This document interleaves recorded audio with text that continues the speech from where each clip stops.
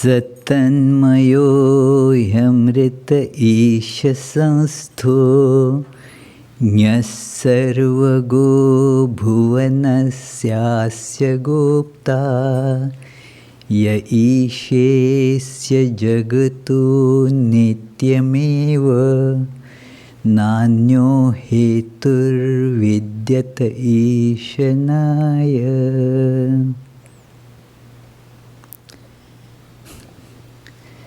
This whole universe is filled with that reality which governs it, and there is no other ruler for it except that. Dear friends, as always, I am very happy to meet you all in this very beautiful place that I love.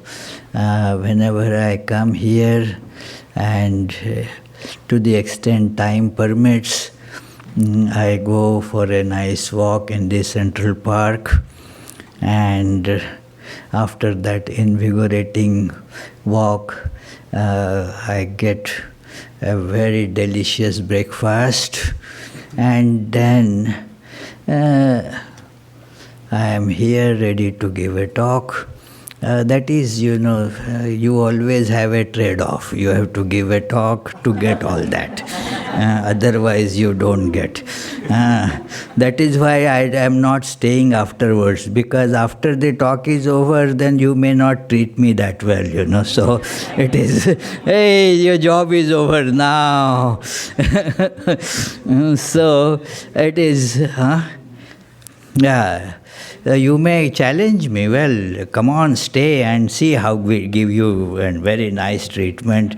Maybe I may look forward to that some other time, not today though. But today's topic is just a statement, I love you. Swami, what is the talk about? I love you. That is, everybody says that I love you. At least that much lip service is provided, even if we don't mean it. This is probably a statement that is one of the most used statements ever since there is mankind on this planet. This sentence has been used and misused, meant and not meant, spoken and yet without fathoming what actually it entails. It is spoken with an instinctive feel that yes, I love you. But what it all means doesn't dawn upon us. When it starts dawning up, that I love you becomes I hate you. That is why it becomes an intriguing statement.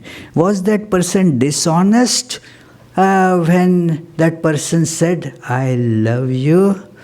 Most probably not. It is rarely that the person is dishonest and says that I love you. The feeling was certainly genuine, I love you. But it is not at all unusual that this love, this feeling, this kind of wanes away. It does not stay the same. It is, the bondage continues. What happens is the bondage when you get, as you say, I love you, and then along with that I love you, there is that sense of duty, commitment, getting together. It is at different levels things come together, and then it creates what gets called as the bond of love. This word again is very important. We don't want to say bondage, and so we call it a bond of love. It becomes sometimes a very jarring bondage but it is so difficult to get out of it. And so another very important feeling in us, yearning for freedom, it does not find scope, because this bond of love, it doesn't make us go free from that bond. Then we question, was it really love? I did call it love, but was it really love or something else that just put the masqueraded as love? It put the mask of love, but there was lurking something else behind it. Love is the most common automatic feeling that is not put into you by anybody else. You are naturally born with it, like all human beings. They are born with nose, isn't it? You all have a nose, and nobody will later on put it there. You were born with a nose, so also we all are born with this love inside. Swami Vivekananda, in his lectures on bhakti or devotion, it comes in the second volume of the complete works. He mentions that this idea of love is all over the world. It is so obvious that it is gravity that brings things together. You see it there. You see it in human beings wanting to form a society, a community, a family, and so forth. It is everywhere to be seen that there is love, there is attraction. There is this love, therefore, is the most pervasive, commonplace feeling, and it is very much wanted by almost everybody. Almost everybody means you don't see the expression of that feeling in a few people, like say those who are autistic. These days I see that some of them are pretty brilliant in some respects, but they do not have an expression of feeling, love, pain, pleasure, and such feelings are not there. So, except for such people, you see, everybody wants to love and wants to be loved. Both these things are there. Not only that I want to love, I want to be loved as well. So, therefore, this becomes a very intriguing thing, especially because we go for love, but then we don't find it anywhere as such. Where to find that which we call love? We do find attractions, but then is it worth calling really love? Because this attraction is due to just some physical laws. Can that be called as love? A deep psychological thing. It is a psychological gravitation. One can think of love like that. It is the mind getting pulled together, as it were. And this really makes us think. This is a subject for deep thinking, friends, that where is this feeling of love? If we think of it a little bit, and if we cast a glance at what is felt when we love, we see that it is the feeling of oneness. That somehow we feel that although we are different, we are one at some level. And that feeling, that idea of oneness is the source of love. It is seen in when we think of, say, love, like I love ice cream. What happens, Diane, when you love ice cream? And ice cream is kept before you. You love ice cream. What happens to that ice cream? It is no more. It is gone. It has become one. It has become one with you. It is gone. This idea, love means the object of love is annihilated. It is gone. It is finished. Whom you love, it is assimilated into you. Actually, even in sex, if you see, it is an attempt to become one. Although two different bodies, but want to somehow become congealed into one. It is never going to happen. Even with ice cream, it doesn't really happen because that scoop of ice cream has vanished. But still you are there and ice cream is all around there. All those ice cream parlors are all around there. Not that all the ice cream in the world is finished. So, whatever we love, we feel it really is doing it right. It is, I asked one gentleman, hey, same ice cream, hey, come on, this is ice cream for you. He said, no, thank you. Why don't you love ice cream? I do love it, but it doesn't love me. It doesn't love me means if that person was diabetic, so it is. It doesn't love me. No, I cannot take it. So the reciprocation is not there. I love, but it doesn't love. What can be done? It is.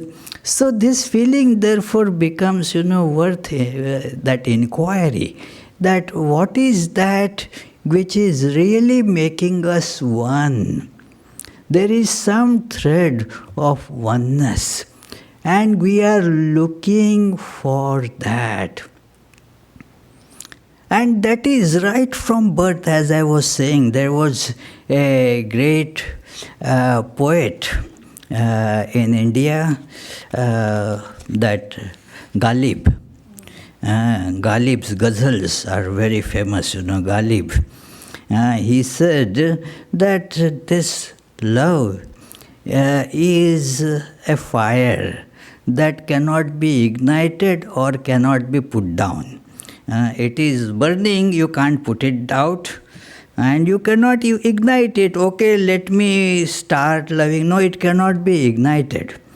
It is there, that's all. You cannot, okay, let me put it out. You cannot put it out either.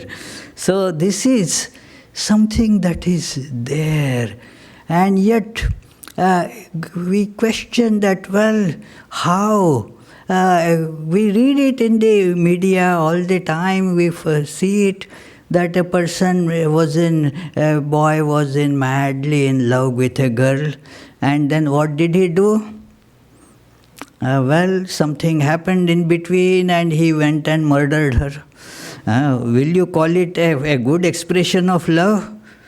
But that happens. Why does it happen?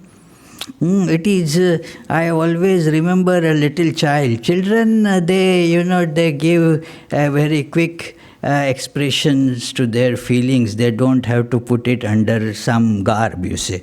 So, a boy was little boy, and now he has grown up a little bit. Now he laughs at that. But he wanted something from mother, and the mother was not going to relent. Just because the little children, they ask many things, and conscientious parents, they don't really want to give them. They want to give them that which will be actually beneficial to them, rather than everything that they ask. So the mother was quite staunch about that. No, I'm not going to give it to you. And the boy was again and again trying various means, but was frustrated ultimately that the mother is not yielding at all. So, did he not love mother? Yes, he loved mother, but still he said then, clenching his fist and teeth and all, "You are the worst mommy in the world." The mother smilingly said, "Well, do you have a choice?"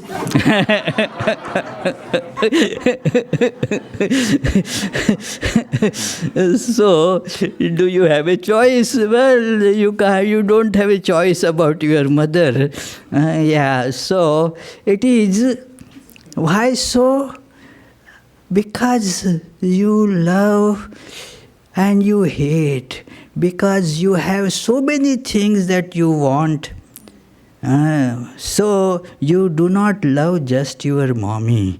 Your mommy who is able to give you all those things you want. And when mommy refuses that, then that moment, the love kind of just goes out of the window. It is no more felt. An intense hatred takes the place of that. So that is how we feel intrigued as to what exactly this is. And then this idea comes, let me find out my true love. I want to find my true love. Now, how to find? Where to find? You know, that there was this nice book, Prophet, a book of very sublime prose poetry. Means it is not in verse, but it is poetry by Khalil Gibran. At one time, this was one of the most popular books in America. And it is really worth reading. Prophet really means here that somebody who has come from some divine realm. It is exactly like what we call God incarnation, or in Christian or Muslim terminology, it is a prophet, a messenger. A messenger of the divine has come, and he stayed on this island with human beings for 12 years. And now it is time for him to go back. And as he was going back, there were so many bonds of love have been just formed. And so this prophet was thinking, well, now I have to go.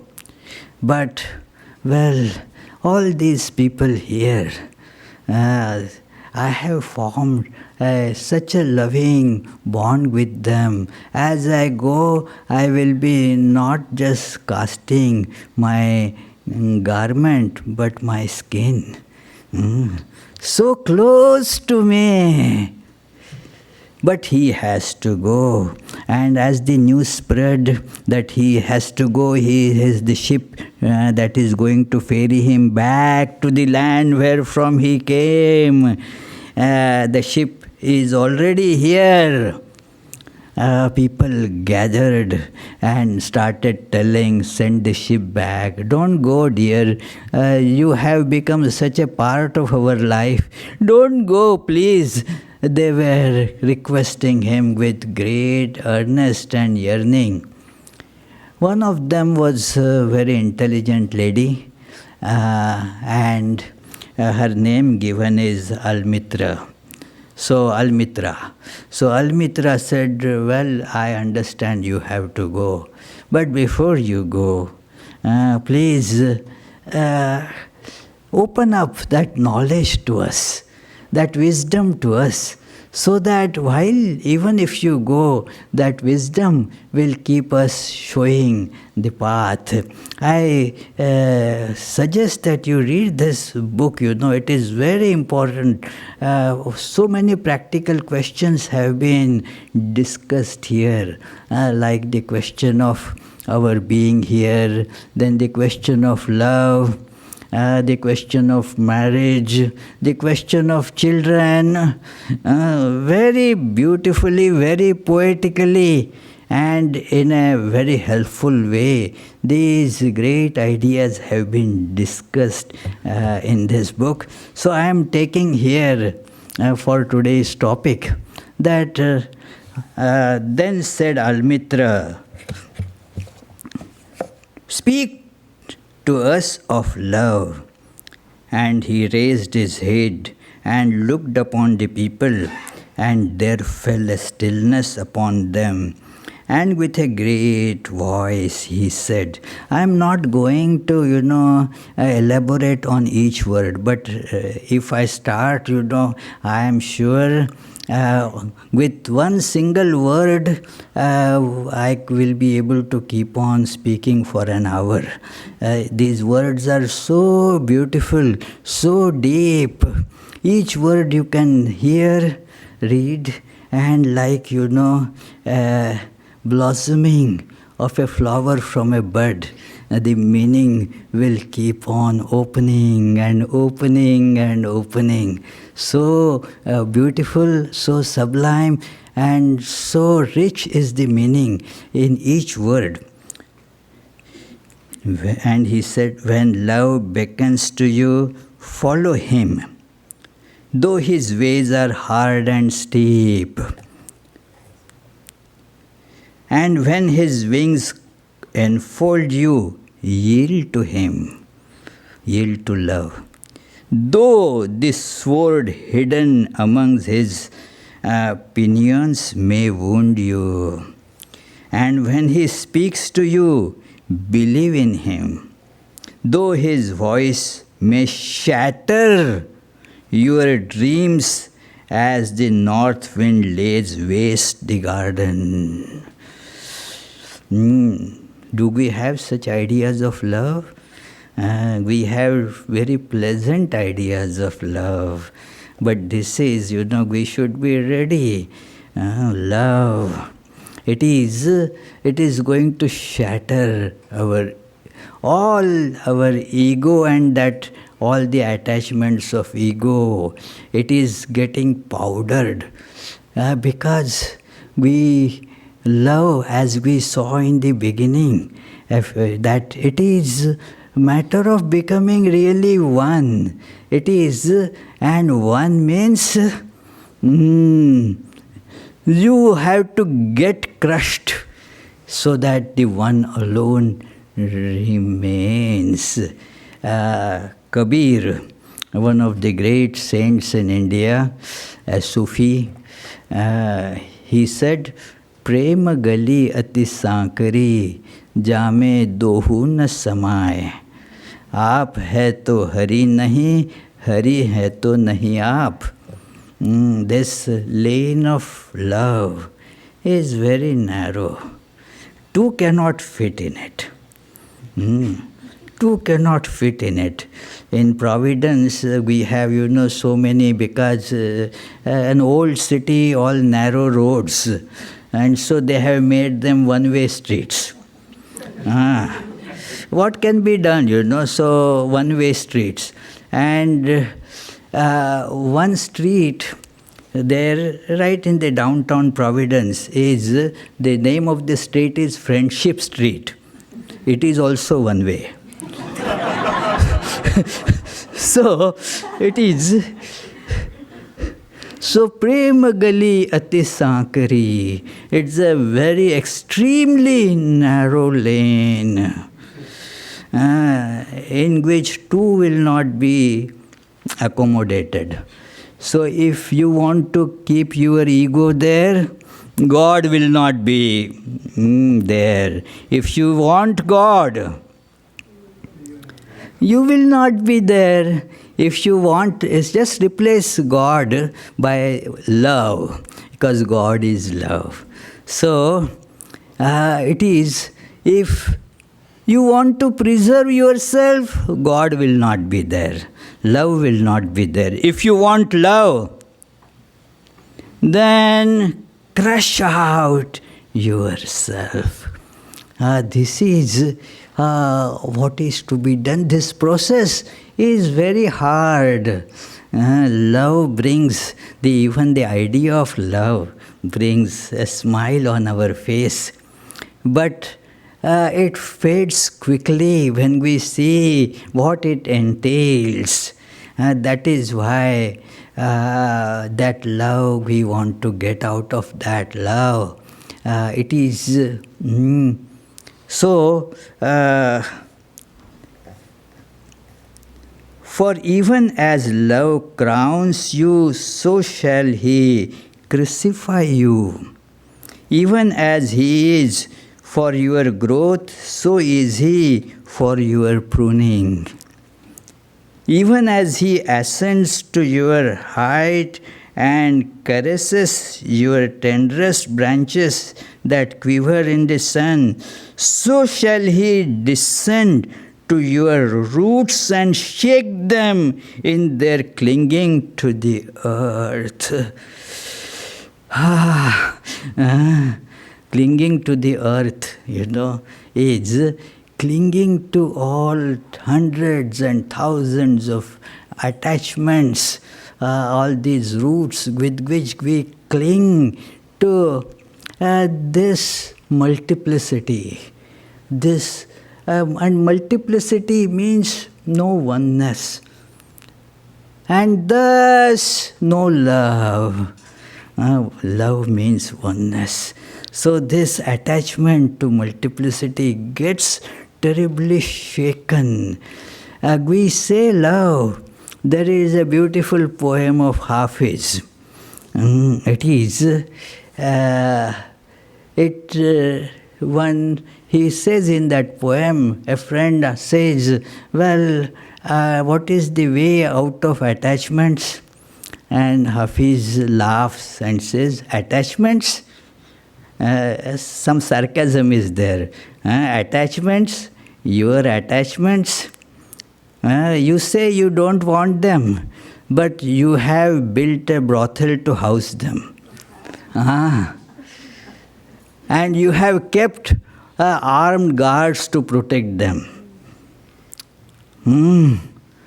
And now you are saying you want to get over the attachments. That's also a wonderful poem, friends. Attachments. How this is an ingrained, not conscious, but unconscious hypocrisy that we harbor. The attachments certainly bother us, certainly torture us when we crave for freedom, and yet we don't want to give up them. This is a terrible contradiction in human life. I remember right in this second chapter, beginning of second chapter of Bhagavad Gita, that statement comes. Arjuna surrenders himself to Lord, saying that I am your disciple, please lift me out.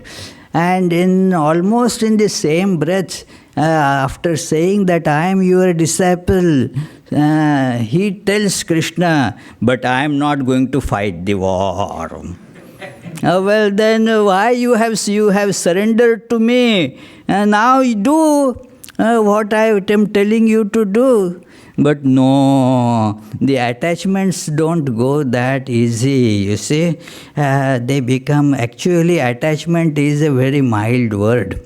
They have gone so deep, they are like the deep addictions. And we don't call them addictions simply because they are in everybody. Addictions means we say that person is addicted to this or addicted to that. When all of us are in that, then we shy away from that somewhat embarrassing word and say, well, these are attachments. These are not attachments, means don't take them lightly. They are very, very deep. It is, so he continues further.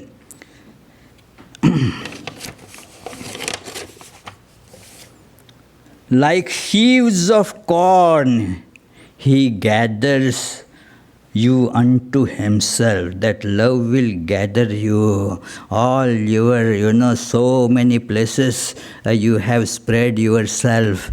Now that will be gathered to the love. And he threshes you to make you naked. He sifts you to free you from your husks. He grinds you to whiteness. He kneads you until you are pliant. And then he assigns you to his sacred fire, that you may become sacred bread for God's sacred feast. This is what love is going to do. All these things shall love do unto you, that you may know the secrets of your heart, and in that knowledge become a fragment of life's heart. I don't want to, destroy the beauty of this poetry by talking too much about it. Just feel this, friends, that it is. But, he continues, but if in your fear you would seek only love's peace and love's pleasures, that is what we seek, that okay, that because I love now this person, I will get this and get that, and the life will be so pleasant, so happy, and so forth. Then it is when a man was telling his wife that she was piqued and was a bit, miffed for something. And then he said, oh, darling, I love you. Hey, don't talk like this. You just talk like this. Don't do anything that I ask you to do. For last 20 years, tell me what you did for me. Only empty words. I love you. Forget it. I don't want to hear all that. It is because you don't really love. It is you want certain things.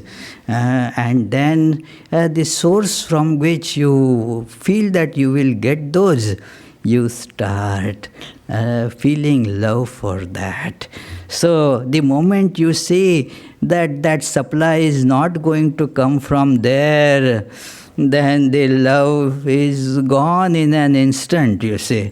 That is why you are all spiritual aspirants. One way I was just speaking to some people upstairs that God is the one who alone can give you everything that you want in life. And so you must love God. And He really delivers. Everything that you want will be in essence given to you by God. In fact, you see, you want happiness, you want peace. Other things like money, Sarvapriyananda has said it in multiple lectures, that you really don't want money. You want to go buy something with the money. As such, what money doesn't give you anything, you don't eat money. So it is for buying something you want money, not in itself. So what in itself do we want? We want the happiness, we want peace. Well, that is God. It is all that we want, we will actually get in God, and therefore we should love God. I am keeping a watch on the watch here. So it is. Yeah, it is because I tend to go overboard. So it is, yeah, I don't want to try your patience. People in New York are very busy, I know. So it is. But in your fear, when you see that somebody is coming with a thresher to thresh you, is love going to do this to me? Then Sangita may say, no, let me escape while there is time to escape. But if in your fear you would seek only love's peace and love's pleasures, then it is better for you that you cover your nakedness and pass out of love's threshing floor.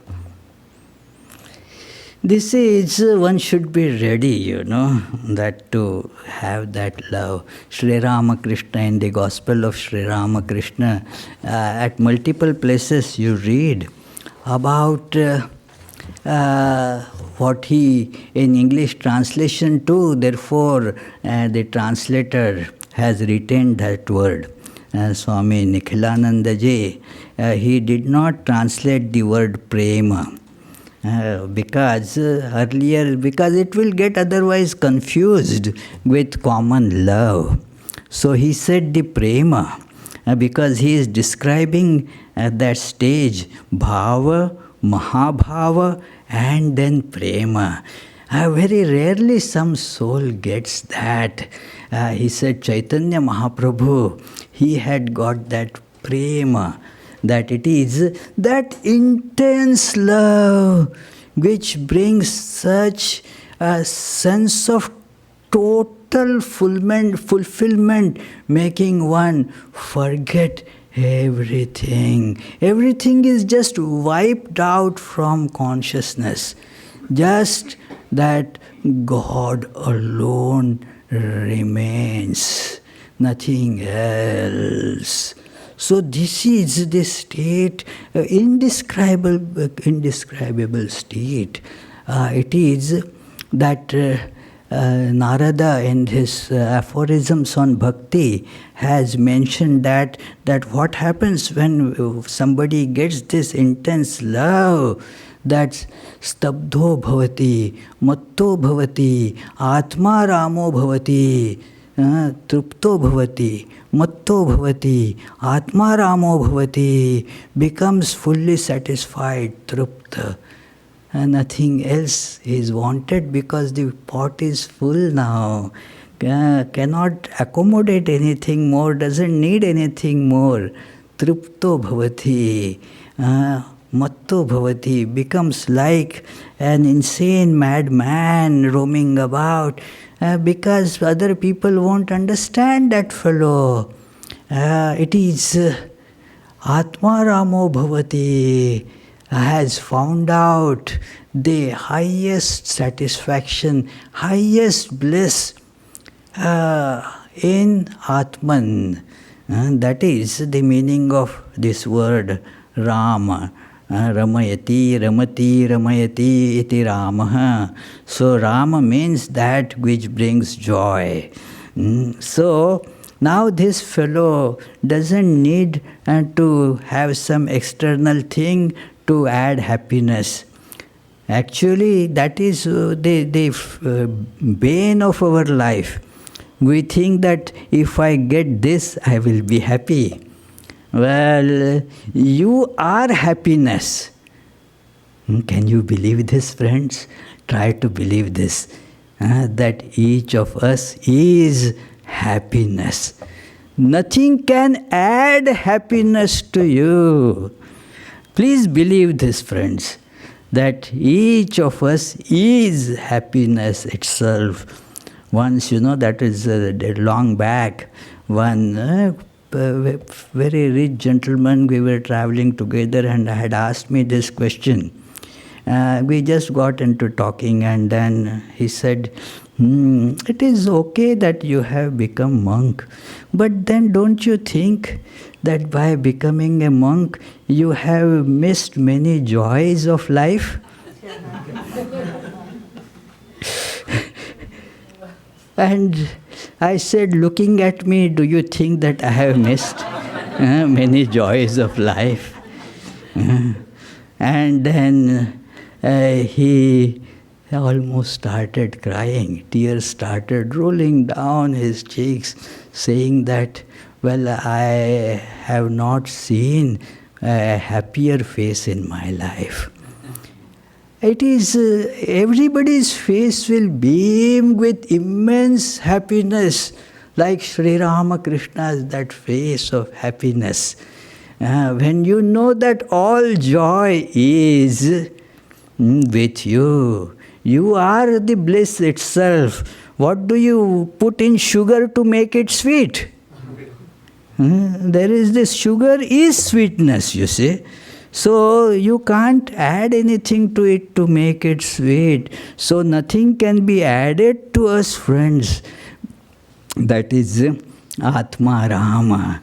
That it is Atma Ramo Bhavati. When one gets that love, you become Atma Rama. That was the greatest message in Vedanta. No learning of Vedanta is complete without reading that great paragraph from Brihadaranyaka Upanishad. It is a great dialogue between husband and wife. The wife, I am not going to elaborate much, that itself is a topic of different lecture. That it is in that discussion that Yajnavalkya says that Atman alone is to be cherished, because that is what we primarily love, primarily want. All other things are wanted because of this self. No wife ever loves husband for husband's sake, but for one's own sake the husband is loved. So also no husband ever loves wife for wife's sake, but for the one's own sake. No children are ever loved for children's sake, but for one's own sake they are loved. The Atman alone is the source of all love. And so realize this self. Realize this self. This is because that is the most loved one. There is nothing else that can bring more love to us. And that, as we saw, means that crushing out the I. That I, as Sri Ramakrishna used to say, Ami molle ghuchibe janjal, that if this I, this ego is kicked out, then all troubles are gone. Then we get love. Our problem is we want to have the cake and eat it too. That cannot happen. So we just live in these contradictions. That where can I find love? Lose I and you will find the love. This is a message that is very practical. In terms of our spiritual practice, all spiritual practice is therefore geared to reduce ego, cut down the ego, that feel that God is permeated, pervaded in each and everything that we do, we see, and thus this I that goes away. It will initially present difficulties that a person, for example, addicted, the psychologists and psychotherapists have hard time, working with such cases. De-addict them. Not easy job, but has to be done. So similarly, our addictions are to this ego are so many, keeps on dragging us from birth to birth, continues, because we don't really want to give it up. We want to get into a de-addiction program. Yes, let me go and listen to the lectures at Vedanta Society. A very good idea. It is a de-addiction program, you know. It is. Yeah, it is a de-addiction program. But what happens? That is just for 1 hour. You at that time, as Sri Ramakrishna used to give the analogy about ghosts, that you go to take a ghost and sins. He spoke of sins, that when you go to take a dip in Ganges, the sins, they sit, they put themselves around that place. And then when you come out from after the bath, they just again sit on you. So similarly, well, after an hour-long boring lecture of de-addiction, then, well, is there a Starbucks close by and all that, you know. It is, yeah. So that is why we find it difficult to get de-addicted. Those people with addiction, that is a common occurrence, that they really feel that now they are good, now they have become better, now they have become sober. And when they feel that, that is the most risky point. That now, so I am free from all this, so a little bit is all right now. So, friends, let us take this lesson that it is a struggle that has to go on for a long time with dedication. It is, Patanjali mentions, Satu Dirgha Kala Nairantarya Satkara Sevito Dridabhumi, that it has to be practiced, Dirgha Kal, for a long time. And without interruptions, without break, Nairantarya. And with that feeling of love, not that somebody has imposed it upon you, it is for your own good, that for your own finding out love, that you have gone on to this path. So let us complete the path. There is the guidance of Thakur Swamiji to us. And that will take us through if we hold on to that. With the prayers to them, I conclude my lecture today. If you